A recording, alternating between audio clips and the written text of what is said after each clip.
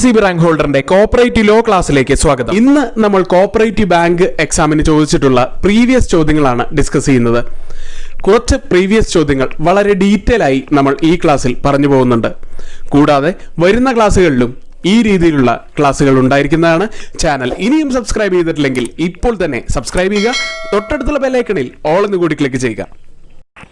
എങ്കിൽ നമുക്ക് ആദ്യത്തെ ചോദ്യത്തിലേക്ക് കടക്കാം. ഈ ചോദ്യം കഴിഞ്ഞ ജൂനിയർ ക്ലർക്ക് പരീക്ഷയ്ക്ക് ചോദിച്ച ചോദ്യമാണ്. ചോദ്യം ഇതാണ്: the representative general body can be constituted by a society having one or more than one taluk as its area of operation and number of members is not less than. Options: A 1000, B 5000, C 10,000, D 25,000. ഉത്തരം A 1000 ആണ്. The representative general body can be constituted by a society having one or more than one taluk as its area of operation and number of members is not less than 1000. Representative general ബോഡിയെ കുറിച്ചാണ് ഈ ചോദ്യത്തിൽ പറയുന്നത്. അപ്പോൾ ആദ്യം നമുക്ക് representative general ബോഡിയുടെ section and rule ഏതാണെന്ന് നോക്കാം. Representative general body section 27 subsection 2 rule 34. The area of operation of a society shall be the area comprised in one or more than one taluk. നമ്മൾ നേരത്തെ പറഞ്ഞു, അത് ഒന്നോ അതിലധികമോ താലൂക്കുകൾ ഉൾപ്പെടുന്ന പ്രദേശമായിരിക്കും ഒരു സൊസൈറ്റിയുടെ പ്രവർത്തന പരിധി. The number of members of a society is not less than 1000. ആ സൊസൈറ്റിയിലെ അംഗങ്ങളുടെ എണ്ണം 1000-ൽ കുറയാൻ പാടില്ല. റെപ്രസെൻറ്റേറ്റീവ് ജനറൽ ബോഡിയിലെ അംഗങ്ങൾ എല്ലാ മാനേജിംഗ് കമ്മിറ്റിയിലെ അംഗങ്ങളും ജനറൽ ബോഡിയിൽ നിന്നും തിരഞ്ഞെടുക്കപ്പെട്ട റെപ്രസെൻറ്റേറ്റീവ്സും ഇതിലുണ്ടാവും. ഇനി റെപ്രസെൻറ്റേറ്റീവ് ജനറൽ ബോഡിയിലെ എണ്ണത്തിനെ കുറിച്ച് നമുക്കൊന്ന് പറയാം. റെപ്രസെൻറ്റേറ്റീവ് ജനറൽ ബോഡിയിലെ മിനിമം മെമ്പേഴ്സ് 50 അതായത് 2500-ൽ കുറവാണ് അംഗങ്ങളെങ്കിൽ റെപ്രസെൻറ്റേറ്റീവ് ജനറൽ ബോഡിയിൽ 50 പേര് വേണം. അതുപോലെ തന്നെ 10,000 ആണെങ്കിൽ 200 പേരാണ് വേണ്ടത്. ഇനി 10,000-ൽ മുകളിലാണ് മെമ്പേഴ്സിൻ്റെ എണ്ണമെങ്കിൽ 500 പേരാണ് വേണ്ടത്. ഇങ്ങനെയാണ് റെപ്രസെൻറ്റേറ്റീവ് ജനറൽ ബോഡിയിലെ പ്രധാനപ്പെട്ട കാര്യങ്ങൾ. ഇനി രണ്ടാമത്തെ ചോദ്യത്തിലേക്ക് പോവാം. The inquiry under section 65 shall be completed within A 3 months, B 120 days, C 6 months, D 9 months. ഉത്തരം 6 months ആണ് ഉത്തരം. The inquiry under section 65 shall be completed within 6 months. 6 മാസത്തിനുള്ളിലാണ് തീർക്കേണ്ടത്. ഇനി എൻക്വയറിയിലെ പ്രസക്തമായ ഭാഗങ്ങളിലൂടെ നമുക്കൊന്ന് പോയി നോക്കാം. ഒന്നുകിൽ രജിസ്ട്രാറിൻ്റെ താല്പര്യത്തിൽ എൻക്വയറി നടത്തും. അടുത്തത് on an enquiry report of vigilance officer appointed under section 68A. B on an enquiry report of vigilance officer appointed under section 68A. Vigilance ഓഫീസറിൻ്റെ enquiry റിപ്പോർട്ടിൻ്റെ അടിസ്ഥാനത്തിൽ. C on a report of the director of cooperative audit appointed under section 63. അതുപോലെ തന്നെ director of cooperative ഓഡിറ്റിൻ്റെ റിപ്പോർട്ടിൻ്റെ അടിസ്ഥാനത്തിലും enquiry നടത്തും. On an application by the majority of the members of the committee of the society. ഒരു സൊസൈറ്റിയിലെ ഭൂരിഭാഗം മെമ്പേഴ്സും ആവശ്യപ്പെട്ടാൽ enquiry നടത്താം. രജിസ്ട്രാർ അല്ലെങ്കിൽ രജിസ്ട്രാർ നിയോഗിക്കുന്ന ആൾക്കുള്ള അധികാരമാണ് ഇനി പറയാൻ പോകുന്നത്. ദി രജിസ്ട്രാർ അല്ലെങ്കിൽ രജിസ്ട്രാർ എൻക്വയറിക്കായി നിയോഗിക്കുന്ന ആൾ താഴെ പറയുന്ന പവേഴ്സ് അവർക്ക് ഉണ്ടായിരിക്കുന്നതാണ്. Books, accounts, documents, securities, cash and other properties, ഇങ്ങനെ സൊസൈറ്റിയുടെ എല്ലാം ഇവർക്ക് പരിശോധിക്കാം.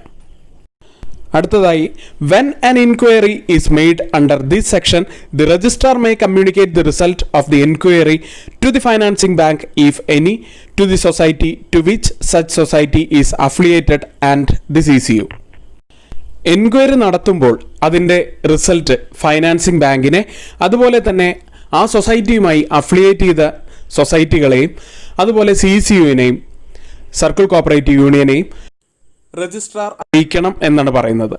അതുപോലെ അടുത്ത പോയിന്റ് പറയുന്നത് enquiry reveals only minor defects which in the opinion of the registrar can be remedied by the society. He shall communicate the result of the inquiry to the society and society it affiliated.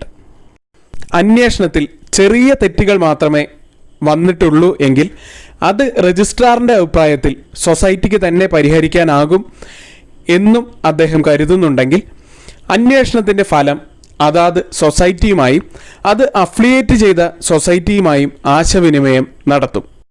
ഇത്രയുമാണ് എൻക്വയറിയിലെ പ്രസക്തമായ ഭാഗങ്ങൾ. അടുത്ത ചോദ്യത്തിലേക്ക് പോവാം.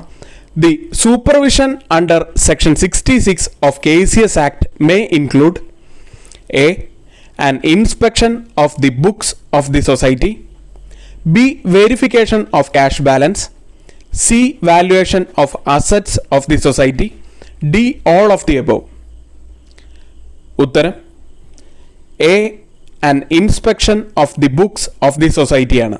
The supervision under section 66 of KCS act may include an inspection of the books of the society. Section 66 supervision and inspection. ഇതിൽ വരുന്ന പ്രധാനപ്പെട്ട points: the registrar may on his own motion or on the application of a creditor of a society. രജിസ്ട്രാർക്ക് സ്വന്തമായോ ഒരു ക്രെഡിറ്ററിൻ്റെ അപേക്ഷയിലോ supervision and inspection നടത്താവുന്നതാണ്. രണ്ടാമത്തെ point: where the inspection is made on the application of the creditor, the registrar shall communicate the result to such creditor. കടക്കാരൻ്റെ അപേക്ഷയിൽ പരിശോധന നടക്കുമ്പോൾ registrar ആ ക്രെഡിറ്ററെ ഫലം അറിയിക്കണം. അടുത്തതായി പറയുന്നതാണ് the registrar or any person authorised him shall have free access to and have powers to inspect books, records, accounts, documents, securities, cash balance and other properties belonging to the society. രജിസ്ട്രാറോ അദ്ദേഹം അധികാരപ്പെടുത്തിയ ഏതെങ്കിലും വ്യക്തിയോ സംഘത്തിലെ books, records, accounts, documents, securities, cash balance മാത്രമല്ല മറ്റുള്ള പ്രോപ്പർട്ടികൾ, സൊസൈറ്റിക്കുള്ള മറ്റുള്ള പ്രോപ്പർട്ടികൾ എന്നിവയെല്ലാം പരിശോധിക്കുവാനുള്ള അധികാരം ഇവർക്കുണ്ടാകും. അടുത്ത point: apex society or federal society or financing bank inspecting the books of A society shawl at all responsible times have the access to the books, accounts, documents and securities, cash and other properties belonging to the society. ഇത് നേരത്തെ പറഞ്ഞ അതേ കാര്യം തന്നെയാണ്. Apex സൊസൈറ്റികൾക്കും federal സൊസൈറ്റികൾക്കും financing ബാങ്ക്സിനും പരിശോധിക്കുവാനുള്ള അധികാരം ഉണ്ടാകും എന്നാണ് പറയുന്നത്. ഇത്രയുമാണ് സൂപ്പർവിഷൻ ആൻഡ് ഇൻസ്പെക്ഷനിലെ പ്രധാനപ്പെട്ട പോയിന്റ്സ്. അടുത്ത ചോദ്യം: An application for registration of a society shall be disposed of by the registrar within dash from the date of receipt of the application. A 60 days, B 3 months, C 4 months, D 90 days. An application for registration of a society shall be disposed of by the registrar within dash from the date of receipt of application. ഉത്തരം 90 days. Registration section 7 ആണ്. ഇതിലെ പ്രസക്തമായ ഭാഗങ്ങളിലൂടെ നമുക്കൊന്ന് കടന്നു പോവാം. The objects of the propose society are in accordance with section 4. നിർദ്ദിഷ്ട സൊസൈറ്റിയിലെ ഉദ്ദേശം section 4 പ്രകാരമായിരിക്കണം. Register ചെയ്യാവുന്ന സൊസൈറ്റികളാണ് സെക്ഷൻ 4 പറയുന്നത്. അടുത്ത പോയിന്റായി പറയുന്നത് the area of the operation of the propose society and the area of operation of another society of similar type do not overlap. Proposed സൊസൈറ്റിയുടെ പ്രവർത്തന മേഖലയും സമാന തരത്തിലുള്ള മറ്റൊരു സൊസൈറ്റിയുടെ പ്രവർത്തന മേഖലയും ഓവർലാപ്പ് ആവരുത് എന്നാണ് പറയുന്നത്.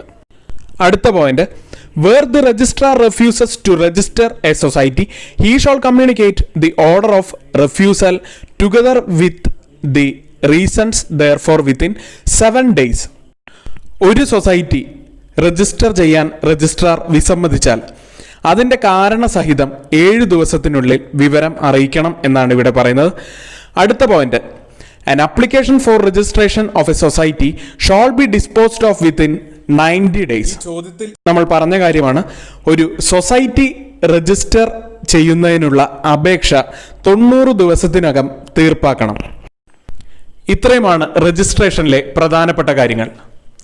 കോർപ്പറേറ്റ് ലോയിലെ പ്രീവിയസ് ചോദ്യങ്ങൾ വെച്ചുകൊണ്ടുള്ള ഡീറ്റെയിൽഡ് ക്ലാസ് ഇന്നിവിടെ പൂർത്തിയാവുകയാണ്. വരുന്ന എപ്പിസോഡുകളിൽ കൂടുതൽ ക്ലാസ്സുകൾ അപ്ലോഡ് ചെയ്യാം. എങ്കിൽ ഇന്നത്തെ ക്ലാസ് പൂർത്തിയാവുകയാണ്. ഏവർക്കും നന്ദി. ചാനൽ സബ്സ്ക്രൈബ് ചെയ്തിട്ടില്ലെങ്കിൽ ഇപ്പോൾ തന്നെ സബ്സ്ക്രൈബ് ചെയ്യുക.